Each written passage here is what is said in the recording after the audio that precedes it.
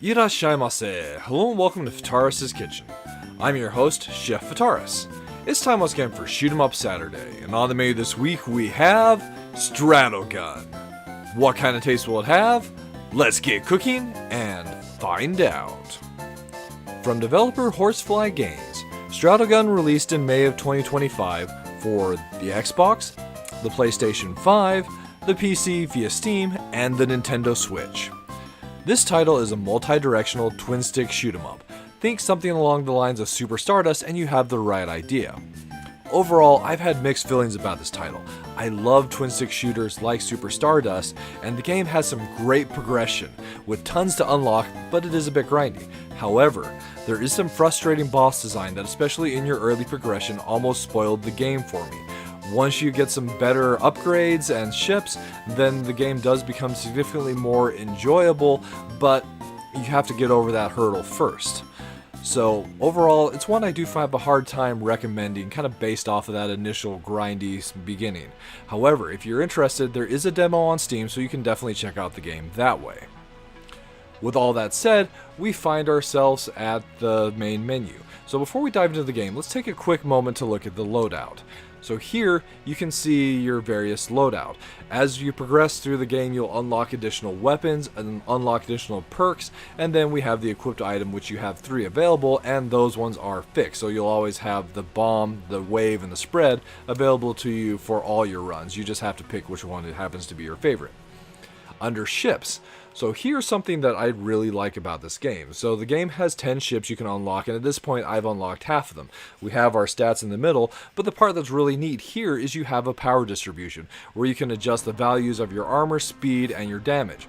So you can lower some to go and raise the others. Here you can see that I've gone with less speed and less armor to do more damage, and that's partially allowed by some of the other stats that we might potentially get to see later on. So there's also some stats that you do earn for your ships based off of your progression through, and we'll get to that here in just a second. When you select play, we're taking the game modes. So your progression in campaign is where you unlock all the additional weapons, the perks, as well as gaining some permanent stats that we couldn't go and see there that affect our armor, our damage, and our speed. But we also have an endless game mode and a boss rush. Unfortunately, the points that you earn, which is basically your experience in campaign, the points that you earn in endless do not carry over to campaign for your experience, and that's a bit disappointing. Starting campaign. So here we have Stratogun. So we are moving around on a spear, think very much along the lines of Super Stardust, and we start by destroying these asteroids. The game does control in a twin stick style, kind of. So you've got the left stick that controls our movement around the sphere itself, and then our right stick controls your rotation. However, it does not control our fire. For that we have a separate button. One minor quibble about the game, it doesn't let you rebind the controls. I really wish it did, but that's just the way of it. So as far as our weapons are concerned, this is your default shot that we start with. The game basically has 3 different types of weapons. So we have a rapid fire, where if you're holding down the shot, you will shoot rapid, but the weapon will ultimately overheat if you don't let up the shot in time. So for these, if you're looking to continue to fire at a rapid pace, I actually feel it's best to tap fire. Then we have a whole slew of other abilities. So as mentioned, we do have a bomb, or rather an equipped item available, and by default, you start with the bomb. So one thing to note, the game does have some photosensitivity warnings associated with it, and especially when you have some big effects like the bomb going off, it's definitely pertinent. So if you're photosensitive, I would probably recommend taking a pass on this game and for the video from this point on. So with that warning said, using the bomb, we have a flash that will blast through all the enemies and the asteroids in our immediate vicinity. So as far as your uses for the bomb, those are on the right side of the screen. In addition to your bomb, we also have a dash, which our uses for that are represented on the left side, and they don't regenerate. We actually have to pick up a power-up, which is this one here, these 3 chevrons, to refill that. And using the same power-up meter and the same power-up item, we also have a bullet time, so a slow speed where we can slow down speed for a little bit to deal with situations. But overall, I feel it's better to use the dash over the slowdown, as the dash allows us to get through enemies and deal damage in that breath. There's actually some enemies that you encounter later in the game that are significantly easier to deal with the dash. So keeping that in mind, that's where the basic gameplay with our starting ship starts out. So the overall gameplay arc is we're filling the meter at the top of the screen, and once that meter fills up by us defeating the enemies and asteroids that we are encountering, we'll get to the boss. So with that said, let's take a little moment to swap to a different ship and get back to this point. And now we're back with a significantly powered up ship. So with this ship, we've gone for heavy damage, a weapon that uses a different type of shot. So we're now, instead of using our rapid fire shot, this one is the shotgun style, which uses ammo, which the meter in the bottom right there will ultimately be our ammo. And you can go and force a reload, so that is something that I can definitely appreciate. In addition to that, we also have a perk on that's increasing our damage. And instead of going with the bomb, I've changed the item to be the spread, which is fires a round of shots all around you that deal heavy damage to all the enemies and the asteroids around you.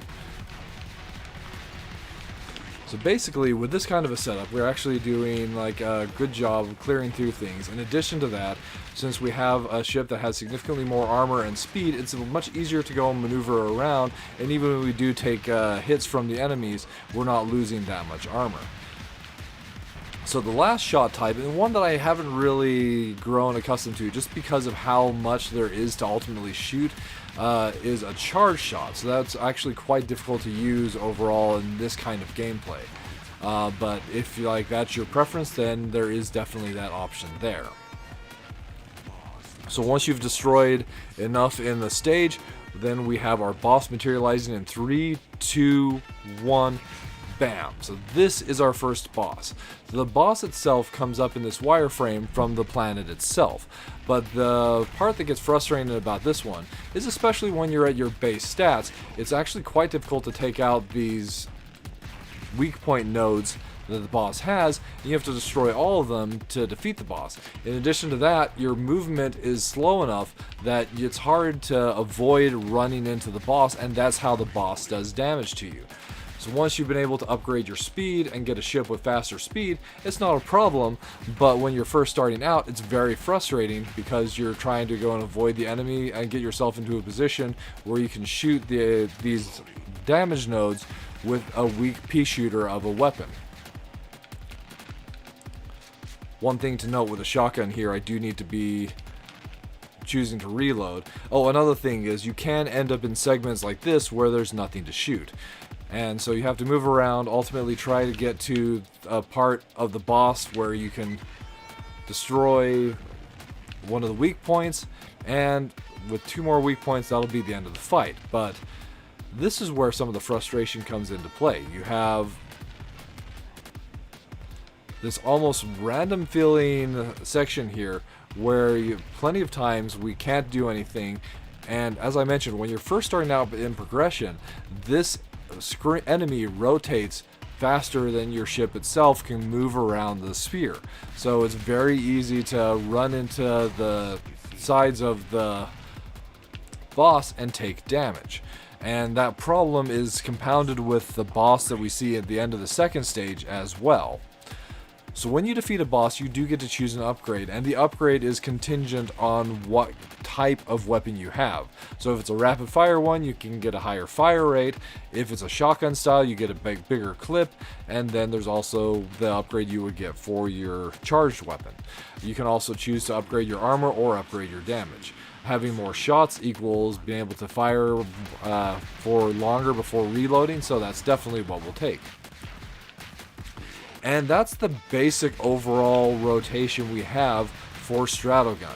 So over the course of your gameplay, as we defeat each boss, then we will have new elements added to the stage. So for the second stage, what is added is we now have these blue mines that will spawn and home towards us. We also have this green sphere, which as you shoot will drop power-ups. So if you especially need to go and refill on armor or your special weapons, then that's something that's definitely worth noting.